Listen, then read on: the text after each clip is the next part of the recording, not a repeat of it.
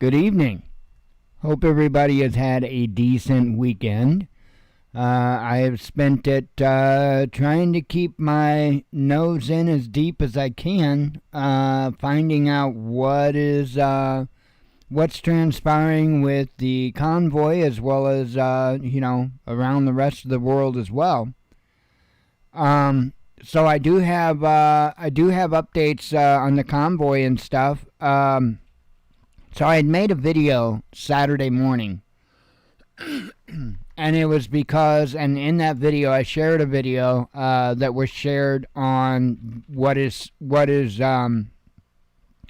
claimed to be the official Telegram channel, if you will, channel group. I don't know what the hell they're called. Anyway.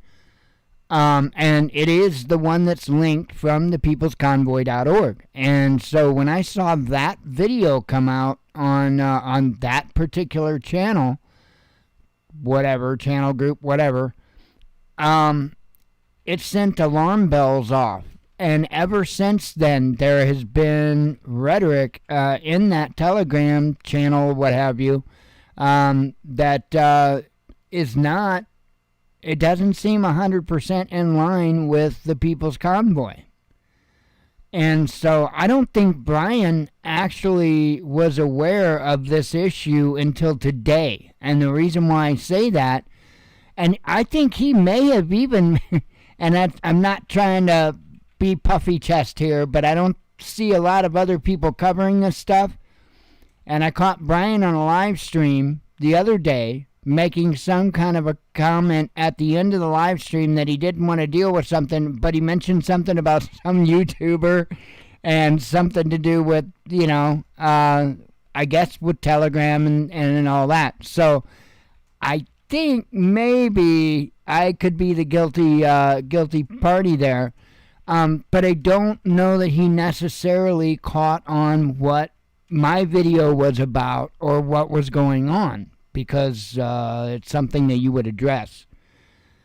So anyway, today he was doing kind of a meet and greet, and he was talking to people, and I had noticed I think more than one. I know for sure one, but I'm pretty sure there were two different people that brought up the Telegram channel or group, whatever, to him, and kind of like, hey, dude, no, listen to me. Something's not right, kind of thing, because I think that Brian just assumed that everything was kosher with that, because everything was supposed to be under control. They do apparently have complete control of their website. That's not an issue because there's been updates to it and stuff like that. So the only thing that I think that there's an issue with, and I just wanted to have 100% clarity on all of this, is their Telegram group channel, whatever the hell that's called. Even the quote-unquote official one that's linked from the peoplesconvoy.org, that is even the one I'm talking about that's been, I don't know that it's been infiltrated. I think that there's the bigger schlong contest going on is what's happening. Look, the mentality of the people behind this is lacking. One of the things that was said the other day was, now I said I had mentioned in my video, I don't know who the hell Cupcake is, and it still means no shit to me. I don't care who Cupcake is, because Cupcake ain't anybody big enough for me to be concerned about who the hell he is.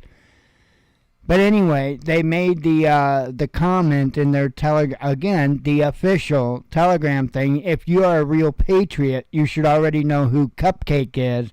If not, welcome to Real Truth and Talent 101. Well, that's like the mentality of a high school kid to write something like that. And I'm not saying that jokingly, and I'm not even saying that as an insult. I'm saying that as a matter of fact.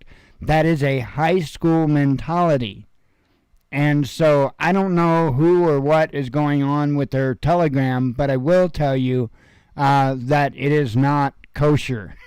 It is not an accurate source for information at this time. So just Just wanted to be absolutely 100% clear on that. I'm sure Brian probably has a skinny on it by now, but probably doesn't have any control over it, because if you don't control it, you don't control it. That's just the way it is. But they probably do need to take that link off their website. So I don't know what's all going on. I've been kind of trying to, and I have no inside information. I don't have inside sources. I don't have anybody I'm talking to. I'm literally just an outsider trying to figure this out. And the reason why is because I'm aware of these tactics by three-letter agencies. And the cat that was in that video that I had posted on Saturday morning, and, somebody in the comments mentioned the word glowy, and, yeah, that dude was glowing pretty hard, I thought. So, it is what it is, and that is my concern of it, and all I was trying to do when I put out that video was get the word out to all of you, and maybe even hopefully Brian, because I have no direct connection to any of them or anything like that. The interesting thing is, I will say this, I tried uploading that video clip to somebody that is directly working with the organizers, if not doing some organization themselves, and I can communicate with them back and forth just like normal, but I tried sending that little video clip to them on Facebook in Messenger, and it wouldn't complete. So I don't know what's up with that, but so anyway, that's what prompted me to put it on YouTube to begin with, because I tried uploading it to her on Facebook and it wouldn't go. So anyway, I think the integrity of the organization and everything is 110%. I don't think that there's anything to be concerned with as far as the People's Convoy is concerned. I think Brian is on the right track. I think he knows what he's doing. He impresses me more and more every time I hear him speak. I had said on multiple occasions that we need our Pat King, and this was at the very, very beginning of this, right? Before they even got on the road. And I was saying the United States needs, their version of Pat King. And I think Brian fills those shoes really well. I think he does a really, really good job filling those shoes. And I'll tell you what, I heard Mike Landis speak today. He took the mic and spoke for a little bit today. And that man just absolutely impressed me with what he had to say. So, if you don't know, Mike Landis is the one that's been driving the lead truck, the one with that flag that's like over 70 years old, that was draped on a coffin on the way back to the United States from World War II. And if you don't know, Mike Landis is flying that flag on his truck, and got to fulfill the mission of flying that flag down Constitution Avenue in D.C., in which he promised the owner of the flag that he would do before returning it to them. So that is a story that definitely needs to be told over and over and over. They're doing incredible work down there, and it looks like they're doing very, very well. I don't make the videos like I did Saturday because I'm trying to disparage the group, discourage the group, damage the group. But this stuff like this has to be nipped in the bud. This has to be taken care of. It has to be looked at, dealt with, and addressed immediately, because stuff like this is what can actually bring down an organization or a movement. Now, do I think they're that loose-knit that they could be that easily, broken apart? No. Here's the thing. The two main people behind this are old high school friends. You're not going to get in between that.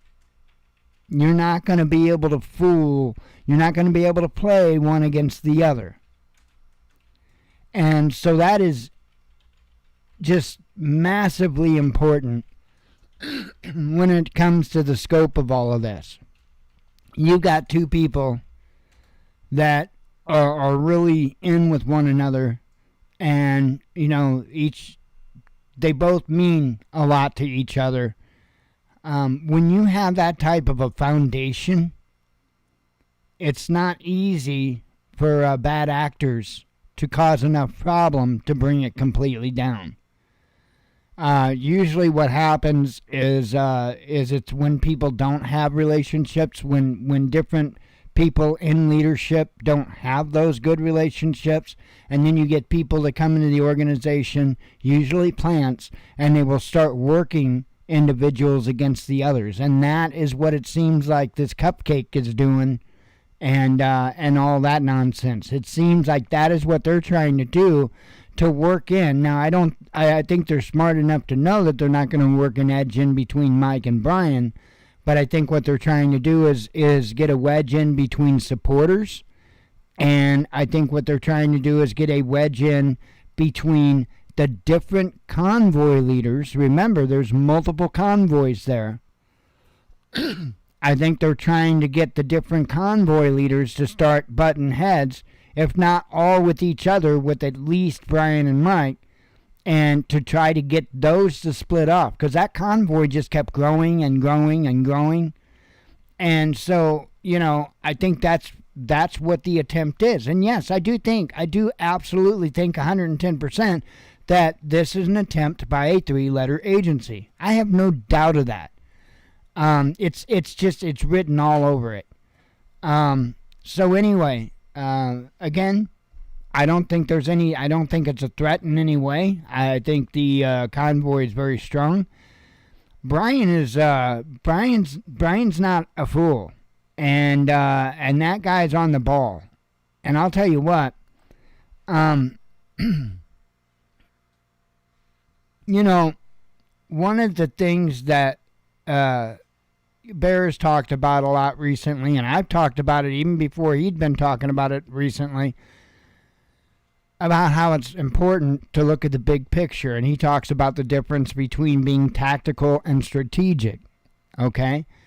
And Bear is 110% correct with what he says, right? It's important to be strategic.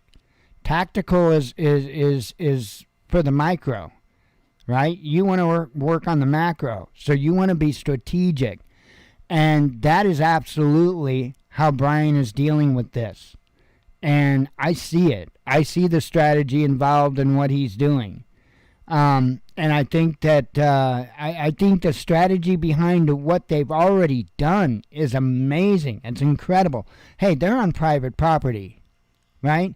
So as long as the property owners don't have a problem with them being there, as long as they have a good rapport with the townspeople, and the townspeople don't have a problem with them being there, guess what?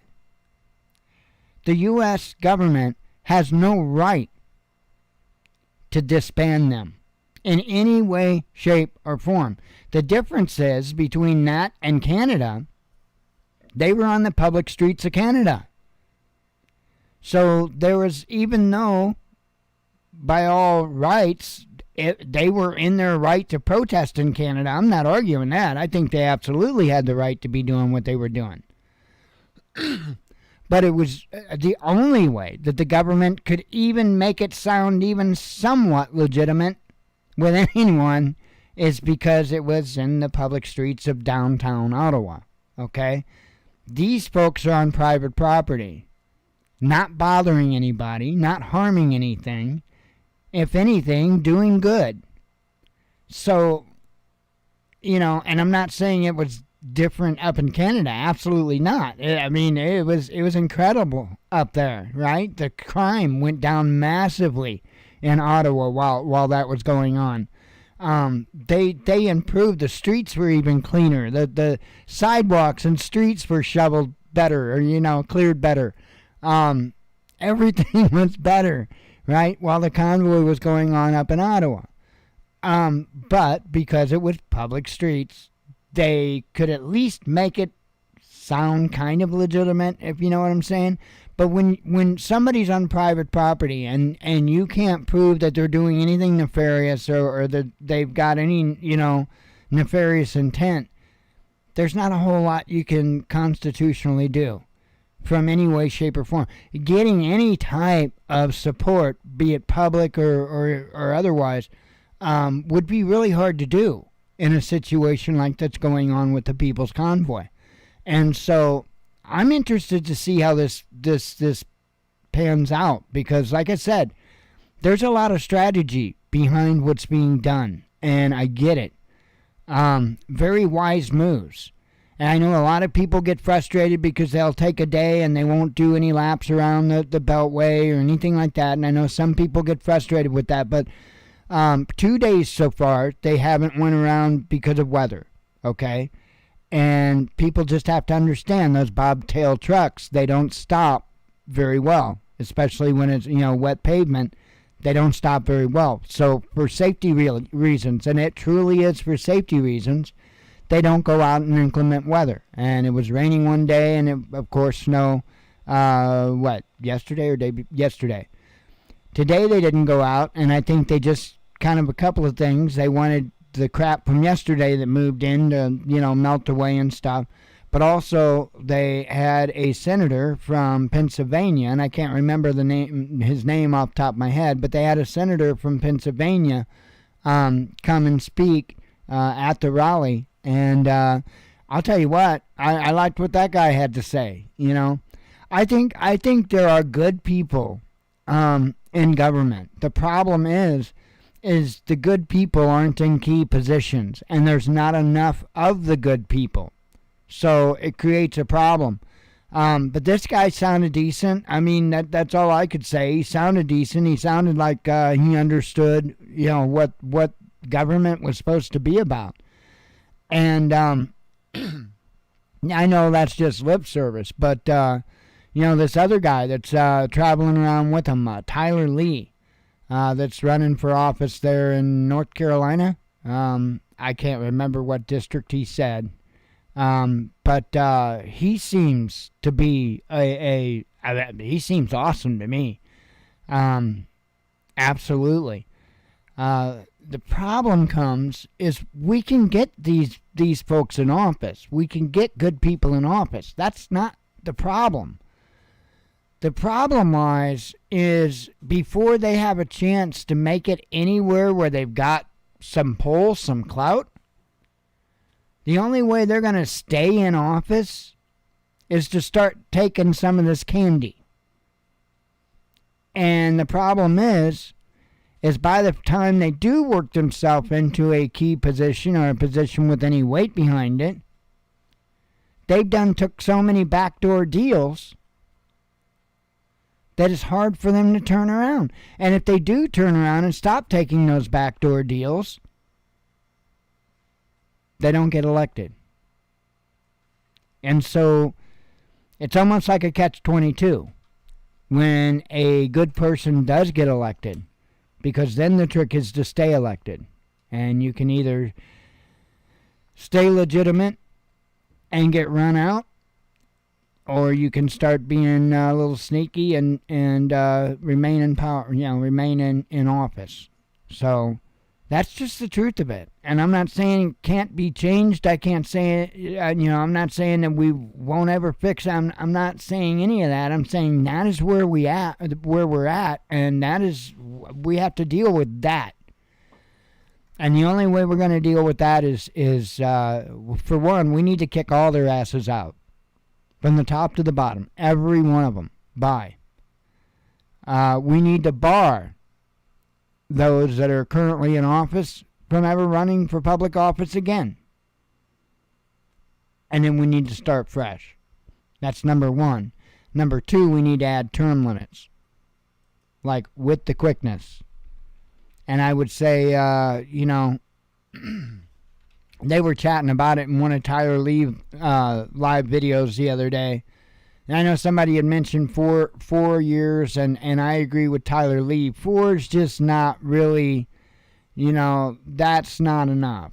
And I personally think it should be the same as the president. I think that they should, be elected to 4-year terms, and that they are allowed 2 terms. That's it. 2 terms, that's it, you're done.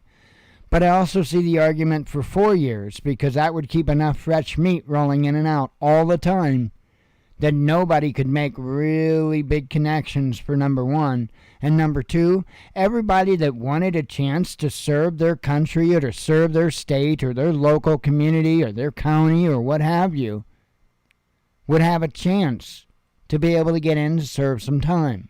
And I think that's important, because I think there are a lot of good people that want to do a lot of good things and they got a lot of good ideas,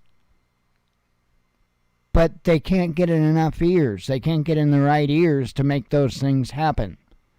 So, we need fresh in and out, and the problem is we would have never been able to, get to where we are today if we had fresh people in and out, because they could have never gotten the amount of evil, vile people together to vote for some of this stuff in Congress. There would have never been an issue. It would have never been a thing, because our checks and balances that were established by our founders would have worked. But over time, unfortunately, those checks and balances all became not only corrupted within themselves, but they also got corrupted within each other. And you get what we have today. Our judicial system is in bed with our, what do you call it? Oh, Congress. I can't remember. Anyway, brain fart.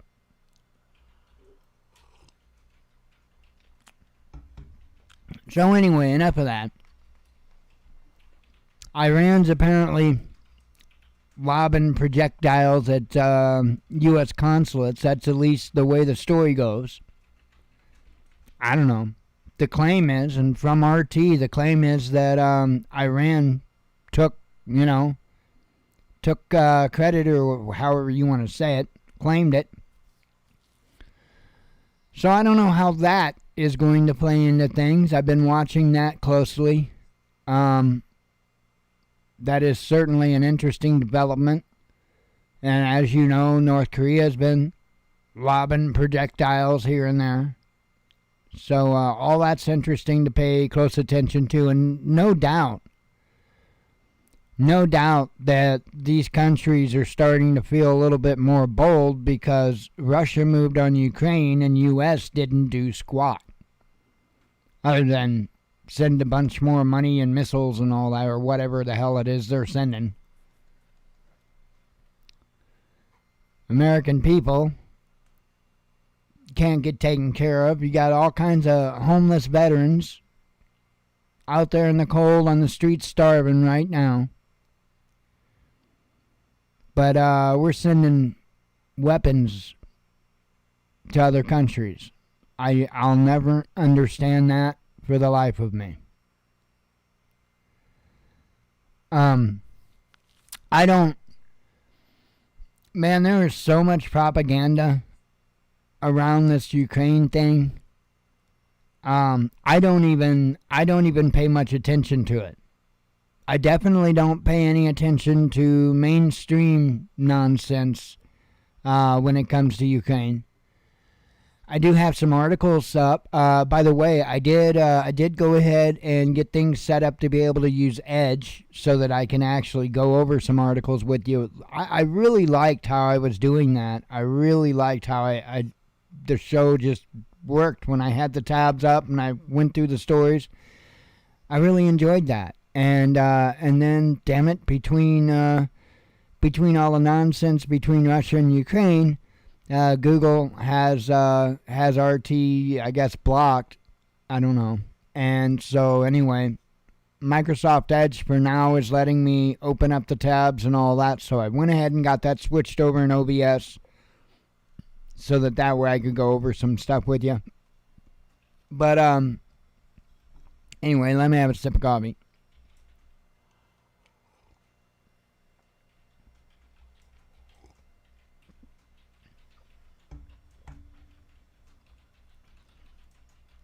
And a couple vapes, because, it's in the contract.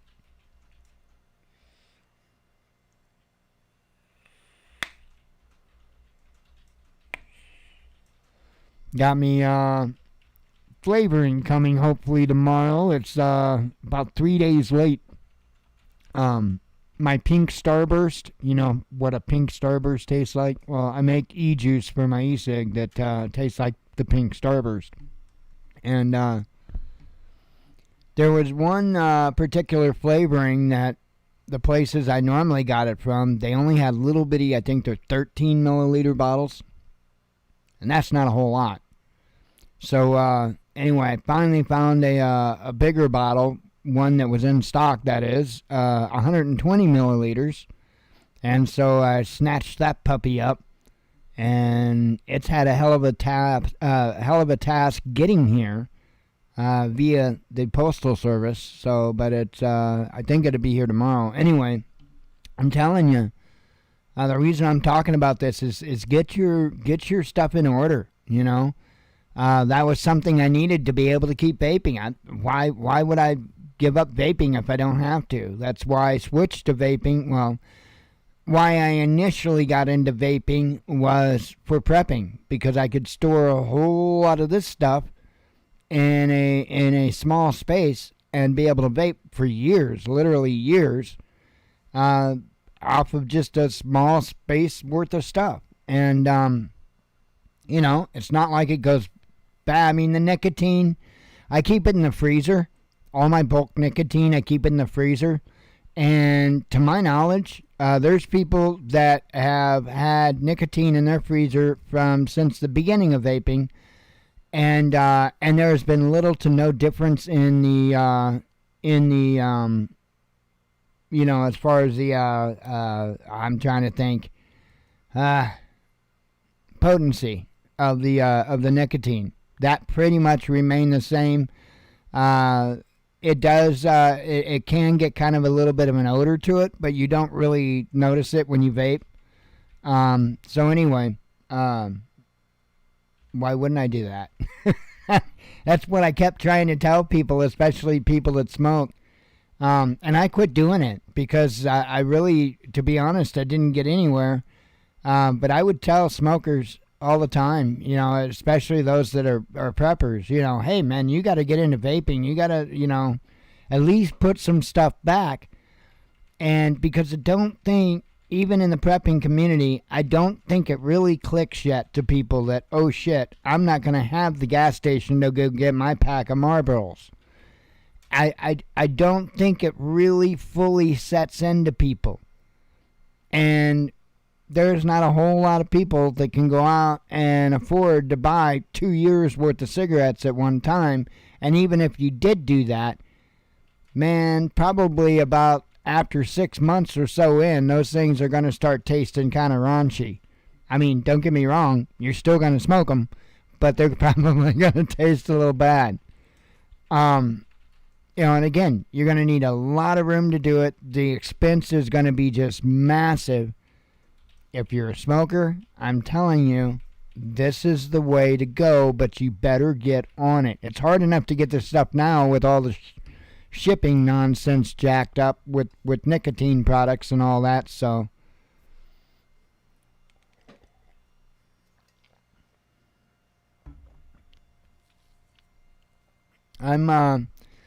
I'm good. I mean, I might have to make different flavors or something, but I've got all kinds of various flavorings. I could easily go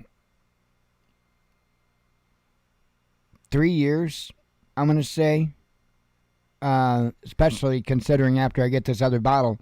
I'm going to say I could probably make it about 3 years on the supplies I had. Again, I would run out of the flavors that I normally vape, and I would have to just make up stuff. But, I mean, believe me, you're going to do it. If you want nicotine bad enough, you're going to do it. And so I just try to tell everybody that this is the way to go. This is the answer to what happens when it comes to nicotine. I know it ain't a big deal for people that aren't addicted to nicotine, but to those that are, to go off of it cold turkey, I couldn't even imagine. I couldn't even imagine. I do not think my body would take to that well. Anyway, Now, I mean, now it might not be as bad as when I smoke cigarettes. I don't know. It might still be every bit as bad. I don't know, but I don't want to find out. Okay, I guess I can go over the tabs I have open. Yay, it works. Okay, I do have some tabs open here.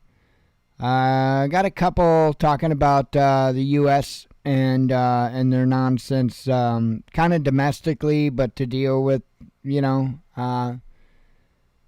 international. White House briefs top social media influencers on Ukraine, says reports. So the White House, right, got in contact with the bigwigs in social media. And when I'm saying the bigwigs in social media, I'm not talking about the CEOs of YouTube or TikTok or whatever. No, I'm talking about the actual people that are very popular on those platforms. And they briefed them. You know what that means, right? They told them what they wanted them to say. They briefed them. And anyway, I find that very interesting that myself and many, many others have gotten in trouble on these platforms. I mean, we just spent a 7-day suspension. We get in trouble on these platforms for telling the truth. But the government, right, and they get away with it, right, because it's a privately owned entity, right? That's how they get away with it. The government doesn't own Facebook. The government doesn't own Twitter. Right? So that's how they're allowed to stomp on our First Amendment right because, well, they're a private entity, supposedly. Well, here we have the White House directly in cahoots with not the companies themselves, but the people that are well known on those platforms owned by those companies. And they're allowed to influence that. Now, I know that's not any way remotely to a violation of the First Amendment, the government doing that. But I think it's awful revealing when they will do that and at the same time, behind closed doors, tell the CEOs of Facebook and TikTok and Twitter and whatever what not to allow us. And it's just mind-blowing to me. I don't think that things are going to go well with all that. I really don't. I really don't. People are getting pretty tired of being censored. So anyway, I wanted to bring that up. And if that's not crazy enough, right? The State Department, even though it has discouraged Americans from traveling to Ukraine, said it won't stop them. And not only will it not stop them, it won't track them. So let me get this right. You institute more and more new ways to track us each and every day. And you implement these all the time. But yet, you're given the green light for anybody that wants to go over there and fight for Hunter Biden. I mean, fight for Ukraine. Man, this is nuts. One of the things the most important thing that the People's Convoy is asking for is accountability. And although they're seeking accountability for all the nonsense that happened in relation to COVID, man, we need to seek accountability for all of this. Why are we even in this far with Ukraine? And the answer is simply because of Biden and his son. Plain and simple. Plain and simple. I wouldn't doubt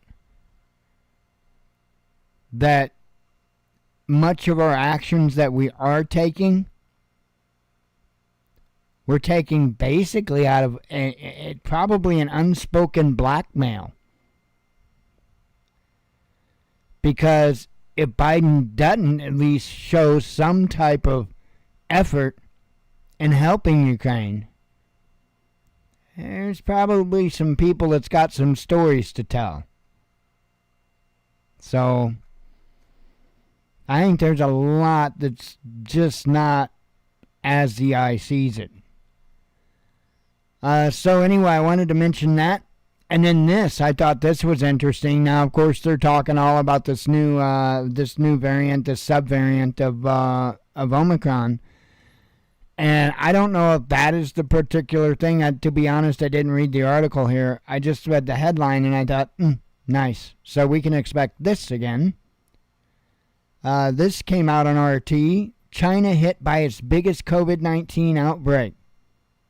So just when you thought it was safe to go back into the air, nope.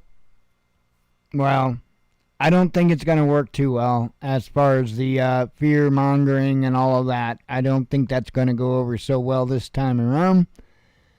But I wanted to bring light to this article because it does show that they're trying. Let's see. Next up, I said that Iran decided to take aim at the U.S. Consulate in Iraq. I may have not said all of that earlier, but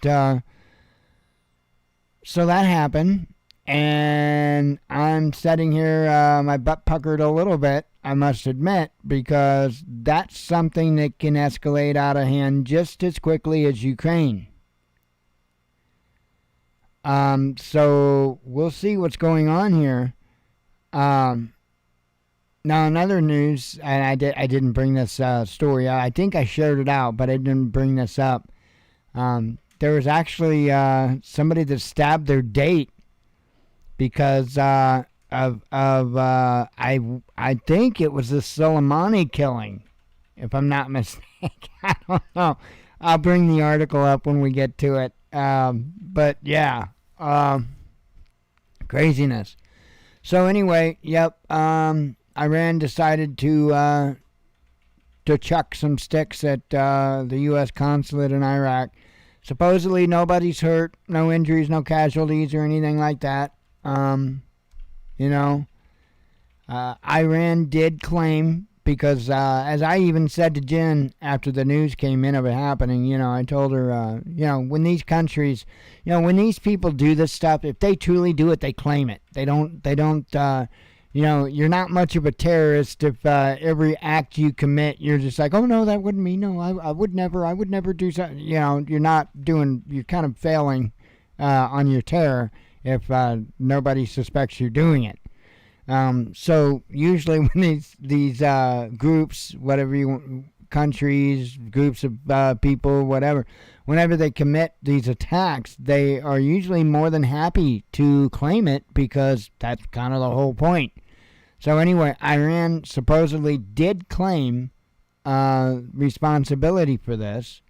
And as it says here, Iran's Islamic Revolutionary Guards Corps said on Sunday, cited by Iranian media, that it had launched a volley of precision missile strikes at the Zionist strategic center of plotting and evil in the northern Iraqi city of Erbil the night before.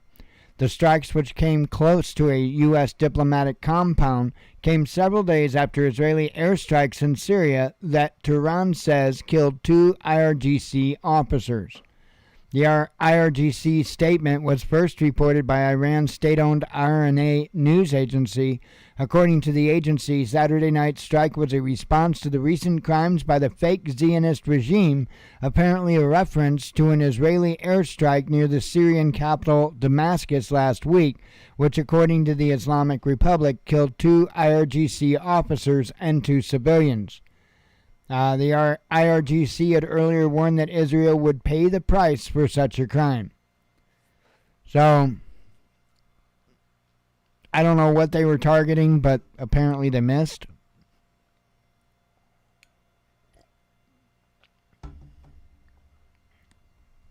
I don't think that they were targeting the U.S. consulate because that's not really slapping Israel.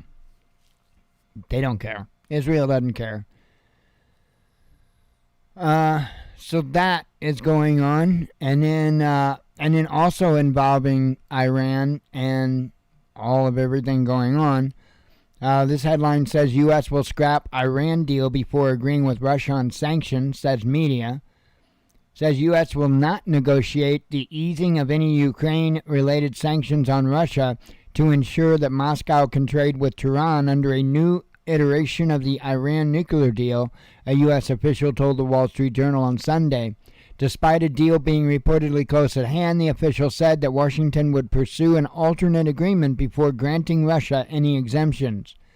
I don't see the scope for going beyond what is within the confines of the JCPOA, the official said, referring to the 2015 Joint Comprehensive Plan of Action, which guaranteed Iran limited sanctions relief in exchange for a halt to its nuclear program. I think it's pretty safe to say that there is no room for making exemptions beyond those. So, got that going on. Let me have another sip of coffee.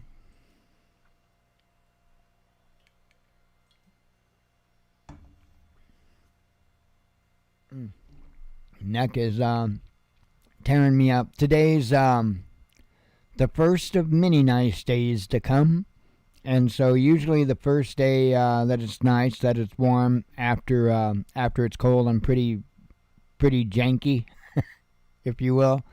My joints and stuff like that are real swollen and sore. But let's see. U.S. to send $200 million in military aid to Ukraine. Okay, so we had this headline, and it is what it is, right? And then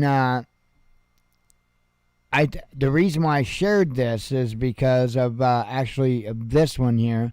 Russia issues convoy warning to the West. Hang on. Says supplying Ukraine and Western arms only serves to worsen the ongoing conflict between Moscow and Kiev, Russian Deputy Foreign Minister Sergei Ryabkov said on Saturday, warning that Russian forces could potentially target such deliveries. We have warned the U.S. that pumping up Ukraine with arms from several nations orchestrated by Washington is not just a dangerous move, but something that makes these arms convoys legitimate targets. Rybakov told Russia's Channel 1 he did not elaborate on where and when Russia might target the convoys.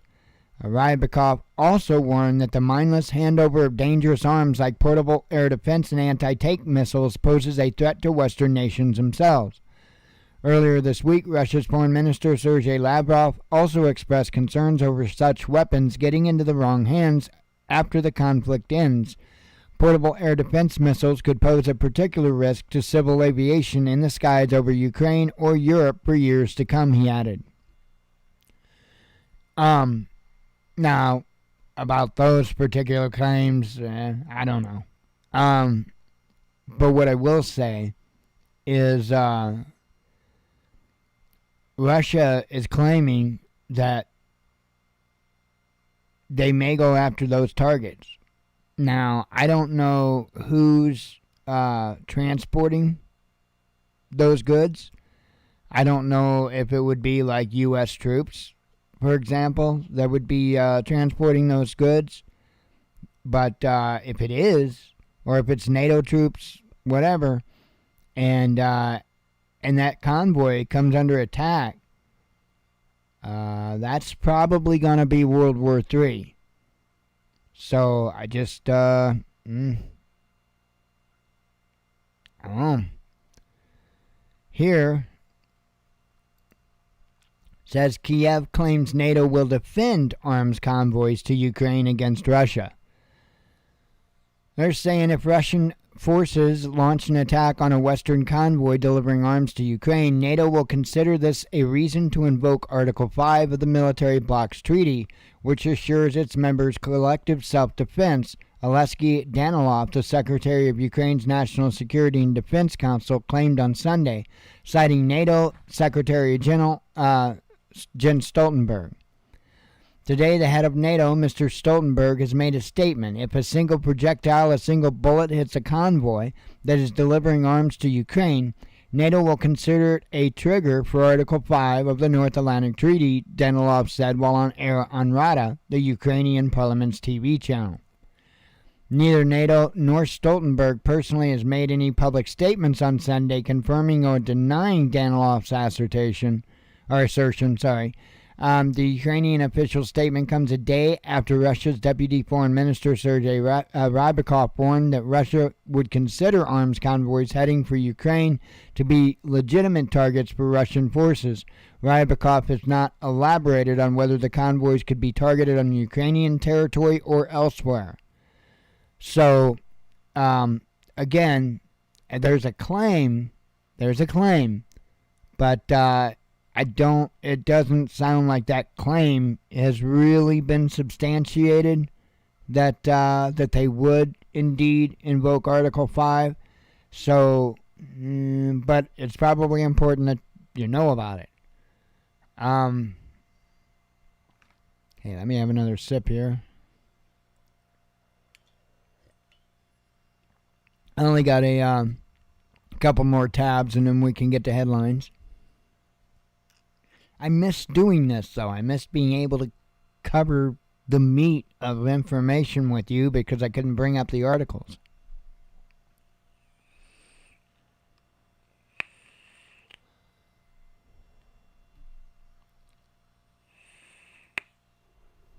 Oh, fun times.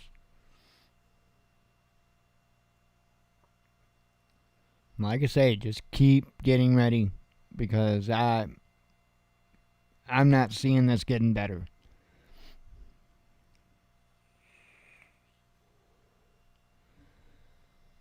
All right. Dozens killed and injured in Russian strikes on military base, Kiev says. On here it says at least 35 people were killed and more than 130 injured during overnight shelling at a military training ground outside western Ukrainian city of Lvov. The head of the regional military administration, Maxim Kotsky, has claimed. Now,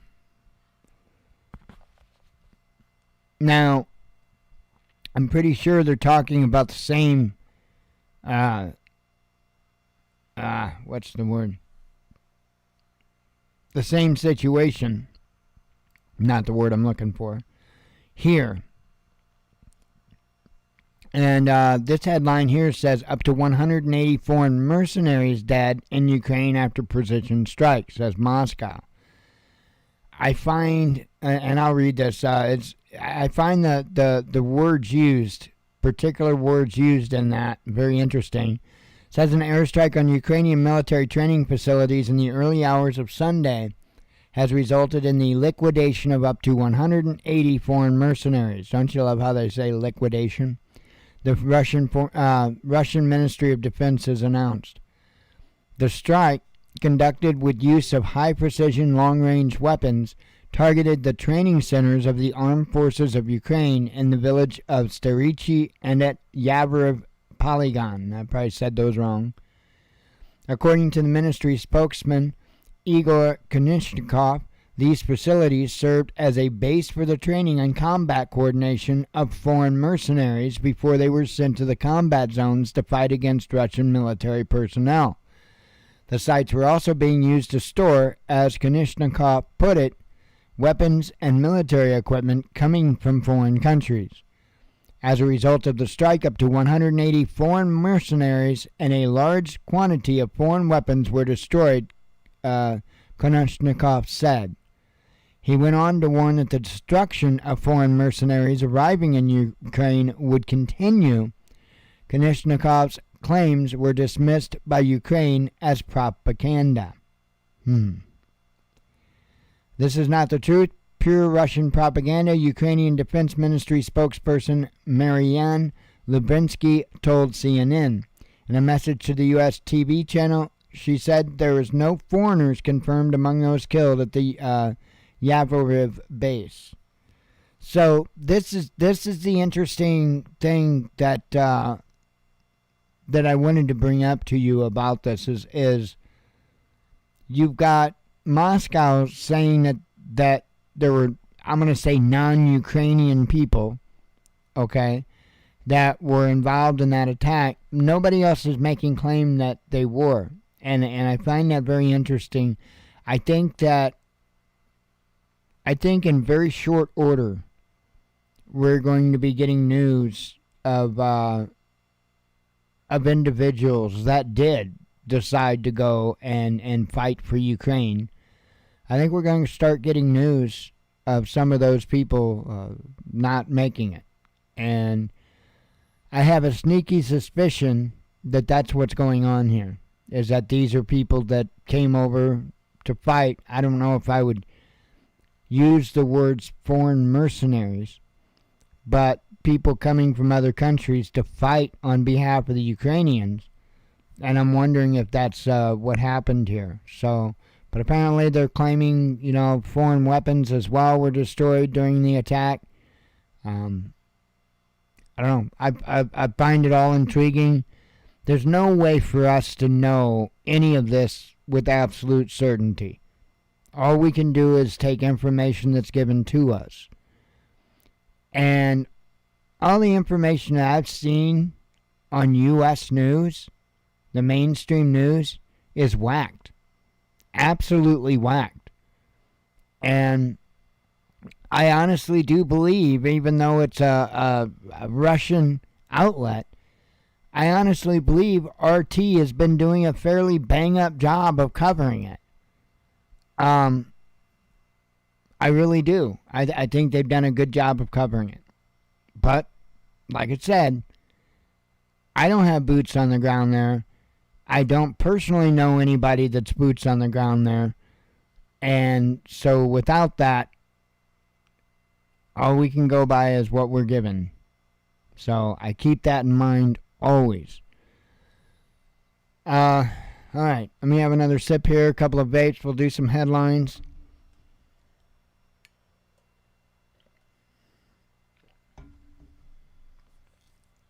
I'm glad for that time change. I wish it would stay this. I don't want it to go back. I don't want the time change to go back from here. I wish it would stay this all the time.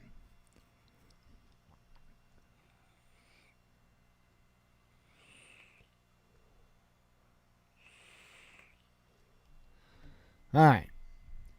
Get these closed here. And, of course, I've got headlines all the way from Friday.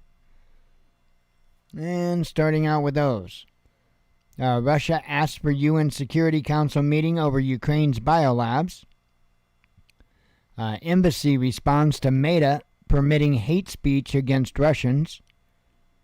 WHO advised Kiev to destroy disease-causing pathogens, says the media. Moscow confirms airstrikes in western Ukraine. U.S. hackers hijack computers in China to attack Russia, says the media.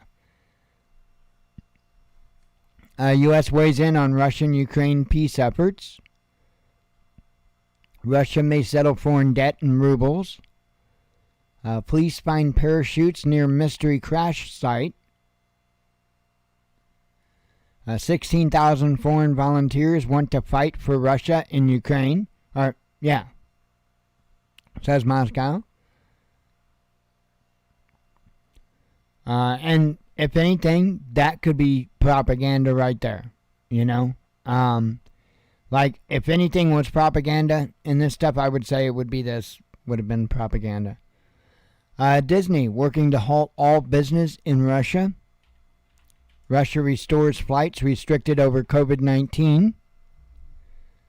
Russia to donate captured Western weapons to Ukrainian rebels. Australia joins Russian oil import ban. Delivery of UK armored vehicles delayed over safety problems.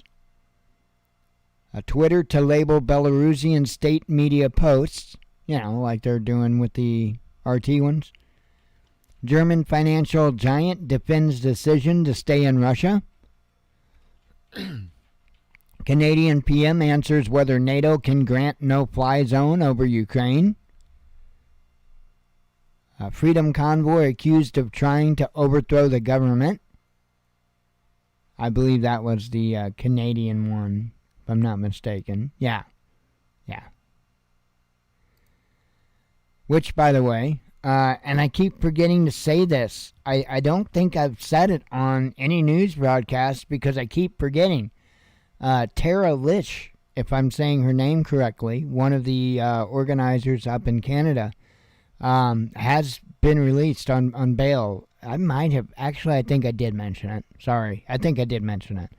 But yeah, she's out. So, still no word on Pat King. I guess they're still not giving him bail. And it's crazy. It's crazy. Putin tells Belarusian president of some positive developments in Ukraine. U.S. tech giants hit with antitrust probes. Russia to brand Meta an extremist entity and ban Instagram. Kind of crazy, huh? Russia's SWIFT ban will boost non-dollar trade, says Turkish exporters. Exporters Union. EU leaders rule on fast-tracked membership for Ukraine. West made mistakes in relations with Russia, says top EU diplomat. Supersonic object enters Pakistan's airspace. Yeah, that was kind of crazy. India accidentally fired a missile into their airspace. Accidentally fired a missile. Man, I'll tell you what.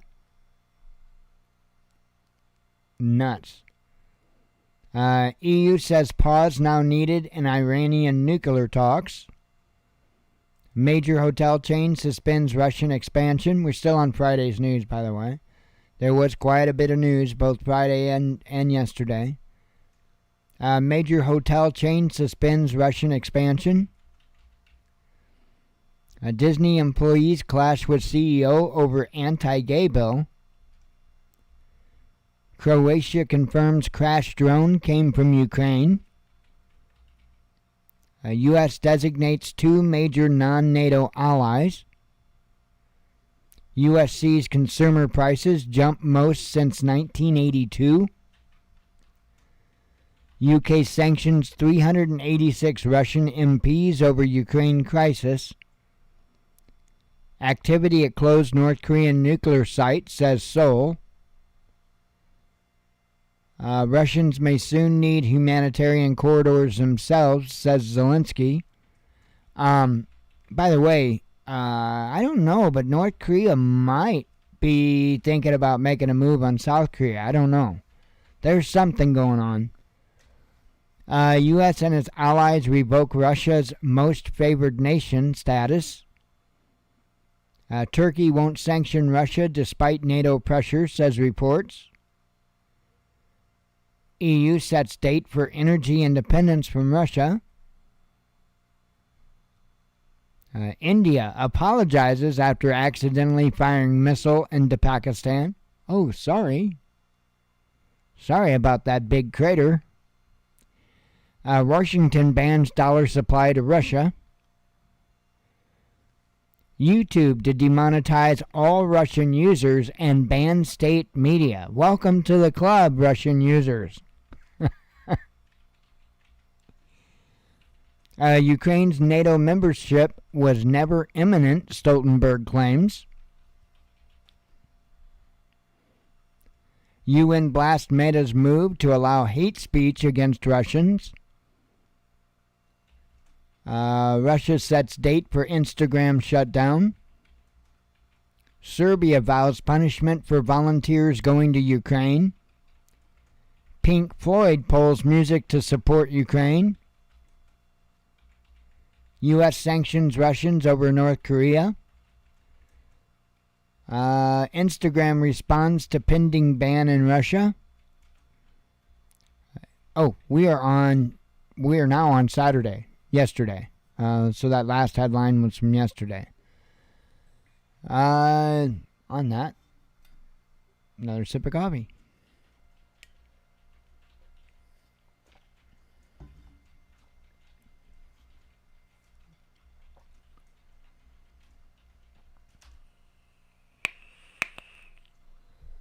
Can't get my. Wait till I get my flavoring. I'll probably make a big old bottle of pink Starburst e-juice tomorrow. Just 'cause that sounds good.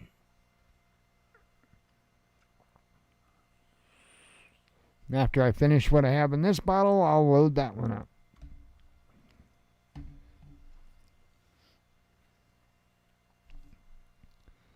Let's see.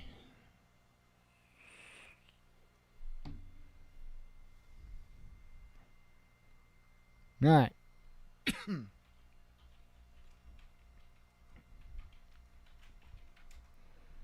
U.S. allows for certain transactions in LNR and DNR. U.S. won't track citizens. Oh, I covered that one. Moscow rejects Washington's chemical weapons claim. Russian dogs banned over Ukraine. Deutsche Bank shuts down business in Russia. YouTube blocks Rupley Video Agency. Russia-Ukraine conflict could trigger global food shortage, says UN. Oh, we're looking at problems. We're looking at food problems. We're looking at fuel problems. We're looking at problems. And then when you consider that before this is all said and done, trade with China is probably going to get cut too. And that means we're going to be hurting on everything from medications to trash cans. So, I don't think we've got good roads ahead. And I'm just saying, folks might want to be getting their houses in order. Because even where we are standing right now, without anything getting any worse than what it is right now, we're already in for a hurting. And I think things are going to continue to escalate. I think sanctions are going to continue to be put on. And I think China's going to get involved. And I think it's all going to be economic in the beginning. But I think there's going to be sanctions. There's going to be import-export bans and stuff like that. And I think things are going to get nasty on all levels for pretty much everyone. Except for the fat cats in government. And I think we're going to feel a squeeze. A big squeeze. And I think that we're going to probably do good to be able to put food on the table. I think it's going to get rough. I really do. Already as it stands, just with the fuel situation, the oil situation that we're in, you can probably count on it almost doubling from where it's at now, if there isn't something major to give way. I do know that the U.S. is from the way it appears, going to work with Venezuela, I guess, to maybe get oil from Venezuela. That's crazy. If I was Venezuela, I would tell Illinois. I would tell the United States to go to hell. But Venezuela's between a rock and a hard place as well, because, that is the number one thing they can make money on. And yet the United States has sanctioned the hell out of them. So maybe if they could sell a little bit of oil to the United States, or a lot of oil, they could at least have some money. So you see how that's working out there? So that's all I know on it. I don't know if there's done deals. I'm sure it's probably going to be a done deal. But that's still not going to be enough to take care of the offset. And you're still going to continue to see fuel prices rise. And of course, when you see fuel prices rise, that means all your products are going to go up too. Not just fuel, but groceries and everything else. So, again, I think we've got some rough times ahead. I really, really do.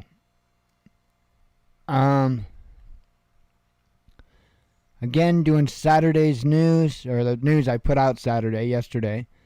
Russian military shows video of helicopter attack on Ukrainian armor.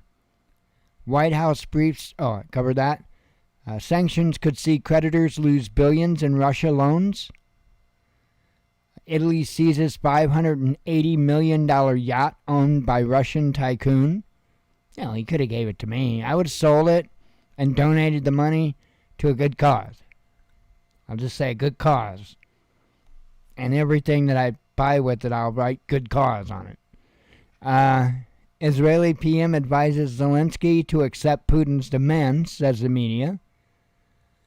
A void left by ban on key metal from Russia can't be filled. Georgia and NATO announce joint exercises. Russia has stronger nerves than EU for energy standoff, says Moscow. Germany sets date for independence from Russian energy supplies. Good luck with that. Zelensky says he is ready to negotiate with Russia.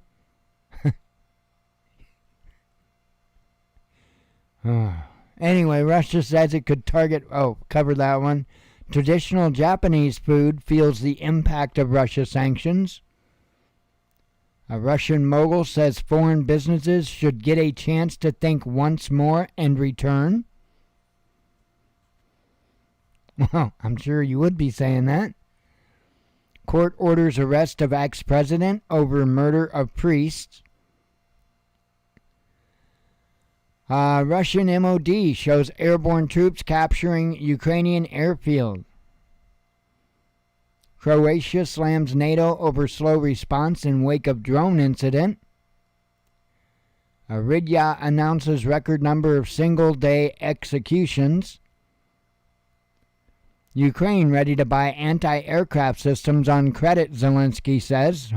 I'm sure you are ready to buy anti-aircraft systems on credit. I mean, it's just the American tax dollars that are going to pay for that. Why not? Israel shouldn't exist as Jewish state, a human rights watchdog claims. Dozens of children killed or maimed in Yemen since the new year. Putin could expand military activities into a NATO country, says top EU diplomat. You know, that, I think, would be the big defining factor, as in the absolute positivity to going into World War III. I don't know if that's what Putin has up his sleeve, and I'm not going to try to speculate because I didn't think Putin would go as far as what he already has. Serbian president reveals stance on potential NATO entry. Multiple rockets fired towards U.S. base in Iraq, says reports. Venezuela is Russia's ally, but ready to sell oil to the U.S., says minister. Woohoo! And we're to this morning's news. Hang on. My ear hole is itching. I can't have an itching ear hole.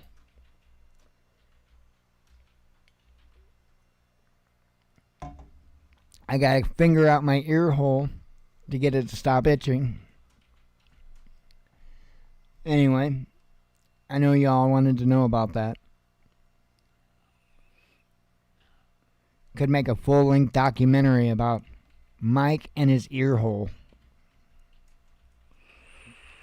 Okay, I won't. Alright, starting with stuff I put out this morning. Vice President Harris says U.S. backs Kiev in defense of NATO alliance. This I mentioned earlier. Woman stabs date to avenge general killed by the U.S., says a report. And we got to go there, right? A 21-year-old woman reportedly charged at her date with a knife this month as revenge for the U.S. assassination of Iran's top general Qasem Soleimani in 2020, U.S. media reported, citing police. Nika Nukobin allegedly stabbed her unnamed date in the neck after placing a blindfold over his eyes during sexual activity, right? We're not talking at dinner, right? No. We're talking about when doing the thing, right? Put a blindfold over his eyes during sexual activity in a Las Vegas hotel room on March 5th. The pair had agreed to meet after communicating on the dating website Plenty of Fish. Class TV, a CBS affiliate in Las Vegas, Nevada, reported originally. The male victim fled the room, you think, and called 911 after he reportedly felt a pain on the side of his neck. And you were stabbed, dude. According to a police report, Nikobin then told authorities that her actions were revenge against U.S. troops for the killing of Qasem Soleimani in 2020. I think you missed one of the troops. I kind of think you stabbed an innocent dude in the side of the neck. But apparently he's alive. He's, I guess, okay because she's charged with attempted murder and not murder. But yikes. Be careful out there, yo. I mean, you go on a date, and I would certainly stay away from the Russian mail order brides right now. And I'm joking, by the way. Probably a really good deal out there somewhere for somebody. I'm gonna get myself in trouble. I'm gonna shut up and continue. Won deposits replaced dollar and euro in Russian banks. Trump says his personality would have prevented Ukraine conflict. U.S. to send $200 million. Oh, I covered that one. Ukrainian nationalists held monks hostage, Moscow claims. Bermuda grounds hundreds of Russian planes. Serbia would sign bumper gas contract with Russia with both hands, says President Vucic. China hit by its... Oh, I covered that one. Finland launches long-delayed nuclear plant. Rich Russians turning to Dubai to evade sanctions, says media. President says his country is pacifist, unlike the EU. Russia reveals exact amount of reserves frozen by the West. Dozens killed and injured in Russian strikes on military base, Kiev says. I think I covered that one. Japan launches joint maritime drills with the U.S.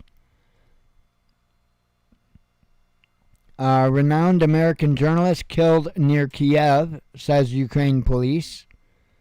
Iran claims responsibility. Oh, I covered that one. Turkey reveals Putin's stance on meeting Zelensky.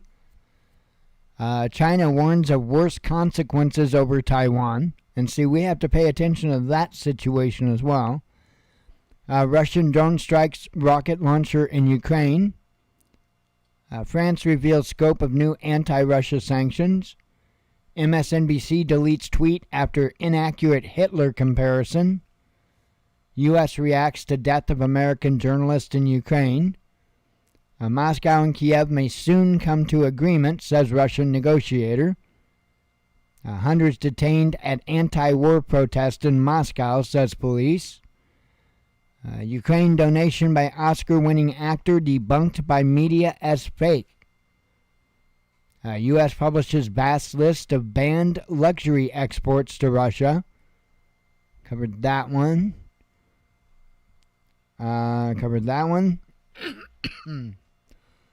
Pressure on Putin begins to have some effect, a U.S. senior official claims. Some 1,400 Russian troops injured in Ukraine discharged from the hospital, says newspaper. And then let me take a quick peek-see here and see if there's anything new.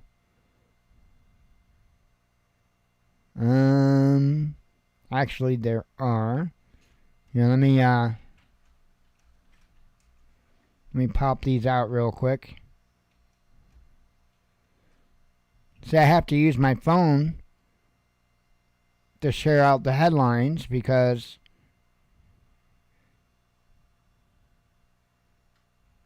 it won't let me do it on Chrome.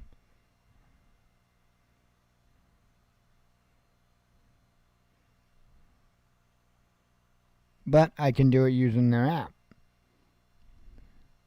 Works for me. Okay, now let me bring back up that. Okay. Should be able to refresh and they'll be there. Okay, two more headlines. Chinese embassy responds to claims Moscow asked for military assistance. And U.S. makes NATO threat after Russia strikes base near Polish border. So, and I guess we ought to look into that a little bit. Says Jake Sullivan, the National Security Advisor to U.S. President Joe Biden, has warned Russia that NATO would go full force if any strike was recorded on NATO territory, intentional or not, after Moscow attacked a Ukrainian military base near the Polish border. In an appearance on CBS Face the Nation on Sunday, Sullivan was asked by host Margaret Brennan whether the current U.S. policy was that any strike into Polish territory or airspace, intentional or unintentional, would be considered an attack on NATO. The president has been clear repeatedly that the United States will work with our allies to defend every inch of NATO territory, and that means every inch, Sullivan responded, explaining that if there is a military attack on NATO territory, it would cause the invocation of Article 5, and we would bring the full force of the NATO alliance to bear in responding to it. So, and again, as I stated earlier, I have no idea where Putin plans to stop. There are several people speculating that he may push on into Poland. I don't know, and I would say that nobody really does except Putin. So we'll see, but things are certainly going to get rougher, and there's no way around that, especially when it comes to food and whatnot. So do what you can, get stocked up, shore up any positions you can on anything, and try to brace for impact. About all we can do. Anyway, I am going to get out of here, and God willing, we'll be back tomorrow. We'll do it again. Hope to see you then. Hope everybody has a good night. As always, God bless you. We love you. Be one with your spirit. And shalom.